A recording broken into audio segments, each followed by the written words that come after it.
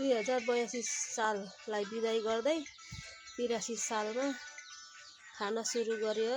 साथीहरू के गर्नु, मासु नखाई नहुने अरे, नत्र भने आज 1 गते खाएन भने नि साथीहरू वर्षभरि खानु पाइँदैन अरे। त्यही भएर हामी चाहिँ खान सुरु गर्यो। अब बङ्गुरको मासु आएको साथीहरू, त्यो छाला चाहिँ मलाई मन परेन।